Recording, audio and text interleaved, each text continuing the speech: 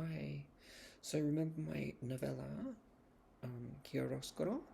Well, I've actually carved it up into different slices and sent pieces of the novella to different literary magazines here and abroad. We'll see what the uptake is. The novella is very hybrid. It has a social realist element, but it also has a hyper-real element and mythological kind of way of telling stories of family and trauma and reinvention of identity. So the piece I'd like to read you today, I've actually submitted to Mascara Literary Review, and I've also sent some poems of mine to them. We'll see whether it takes. I mean, it's always touch and go, but I did have a piece of fiction taken by Meniscus recently. So hopefully I'll make no stuff-ups when I'm reading, but be patient. It's called Real Estate. We had no money and no quick means of getting it. To make matters worse, no real estate in town would even consider our application. Every receptionist aped the other, smiling moronically behind painted lips and lacquered dead hair. Yes, we'll telephone you as soon as possible when the owner has reached a decision. No, the matter is yet to be finalised. Yes, you can try phoning on Friday at midday if you like. We should know by then. No, the house hasn't been leased to anyone yet. Please be patient. Wherever we went, the same old tune. We had references, yes. We had the foresight to be creative, to put it another way with our sources. What else could we have done? I was beginning to realise we had nowhere to go, and staying at the hotel, famous for its family feel of psychotics in adjacent rooms and drunk wife bashers across the hall, could only last so long. Till tomorrow, that is. Between us, we had not a cent to our names. Salome was optimistic. I found myself slipping into a vague state of panic. 4 months in Melbourne, having torn away from Perth, already I'd landed in this mess.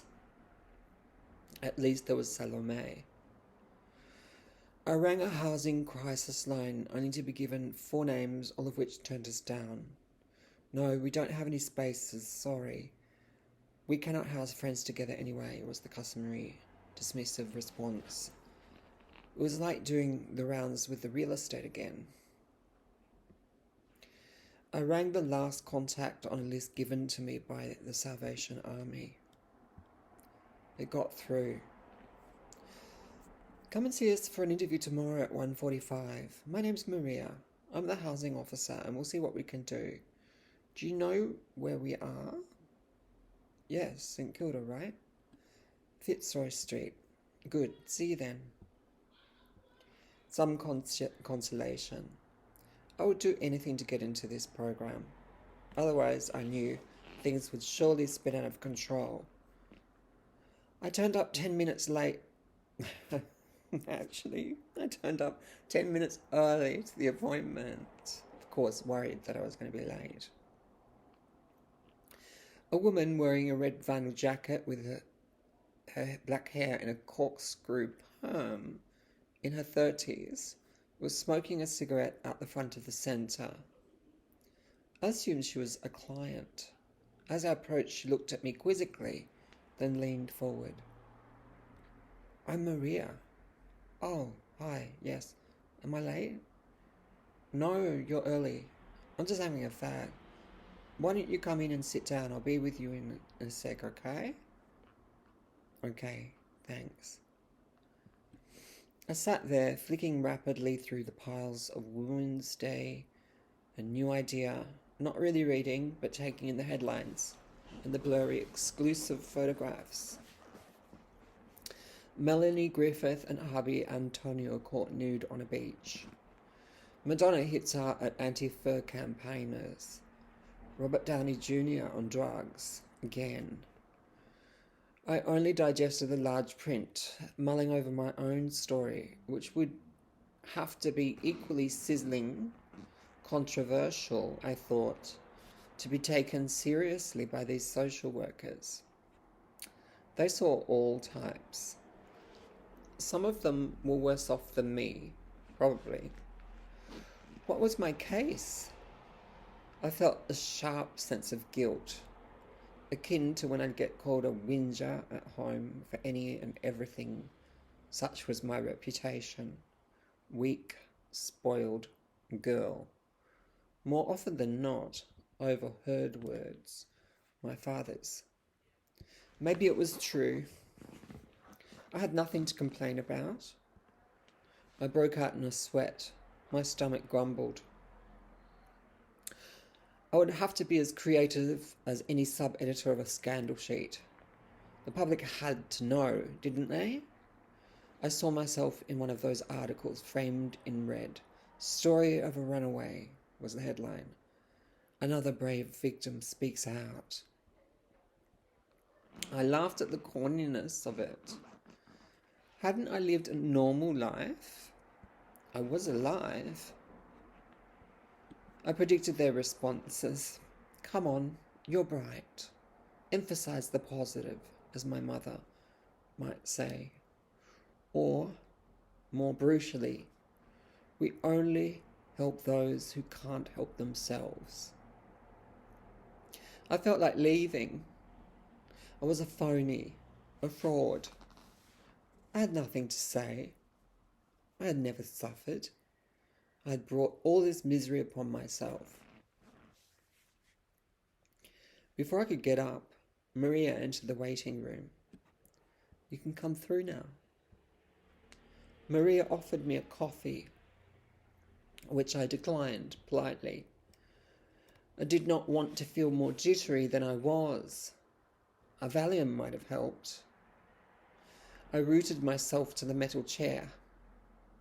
Maria introduced me to a blonde woman in a seat next to her by the name of Carol. Carol was extraordinary. She wore several layers of pancake, and over her lips had applied bright red lip liner, which finished in 2 alpine peaks on the top. She was my worker proper. They never said social worker. And I'd be seeing her every week. She would look after my needs and assess my weekly progress. Carol was the source of much gossip amongst the kids. On her left cheek, under the layer of frosted foundation, you could discern evidence of a slight scar, about 1 inch long, which she did her best to hide. Watching her talk was weird, and I tried to stay serious. That was vital today. I couldn't show any degree of lightheartedness here. That was not on the script. "Hi there. Just a few questions to begin. Maria tells me you're from Perth. How long have you been in Melbourne?" "Yeah, I moved from Perth about 4 months ago, so I've been living here since June this year." Since this year. February 1992, right? Any family? They live in Perth. Do they know you live here? Is it possible for you to get any support from them? No, I left without saying goodbye. And no, they wouldn't support me. They can't. I mean, they've never really supported me. Financially? No, I mean, yes, but in all other ways. We don't have what you'd call a good relationship, you know, me and my parents. So you don't get along with them. Not even with your mother. That's what I said. In that moment, I felt as if I had dealt my mother a swift blow. I was like Peter, denying her 3 times. "I never knew you. I never knew you. I never loved you. Not the way someone should treat their mother." Judgment weighed heavily on me. It was irreversible. There was no point holding back. I had already contravened the universal law. Wasn't I myself an aberration? This is perhaps something this woman could never comprehend. She was part of the normal, the acceptable world. She had a family, parents who loved her, paid for her education. What separated us? I had come here to find somewhere to live. All other doors had been slammed in my face. But I would have to reduce myself to visual rubble to get anywhere. A cry nearly cracked its way to the surface, but I scotched it. I bent my head down, talking to the carpet. Here, as usual, I was giving account. What did she see, looking at me? Why couldn't they just get it over and done with? They would probably say no. They couldn't help me just now. Suddenly I sensed I had no place in this world. It was better I didn't exist. There, I was helpless. Scrape me up from the floor. Wash that blood up. She can't cope with who I am, I offered. This was sure to solicit some kind of response. It was the 1990s. The talk shows were full of it. Carol looked like the kind of person who would watch talk shows, tape them if she missed them. She would enjoy all the emotional blood and guts. She won't accept your sexuality, your gender. That word again. No, my mother wouldn't accept me being anything she hadn't planned. And your father? I haven't told him, but he'd put me away, I'm certain. I felt I was speaking of someone else's life, but once I had said those words, thinking back, they resounded with truth. The last time I saw my mother, we met for lunch in the city. It was months since I had seen her. My mother is full of smiles and sing-song cheeriness when she waves at me from the front of the station. We lunch at an Indian restaurant. She asks the usual questions. How are you getting on? How's the asthma now you've moved? Do you see any of your old friends? I answer them mindlessly. Her conversation is nearly always like this, mindless. To my mother, small talk is pivotal. She's constantly avoiding the topic. But not today. I won't allow it. We finish our pumpkin dal and I go for seconds. I need to fortify my stomach for the afternoon ahead. With characteristic aplomb, she refuses a second helping, always the self-sacrificing one, not to be seen as excessive.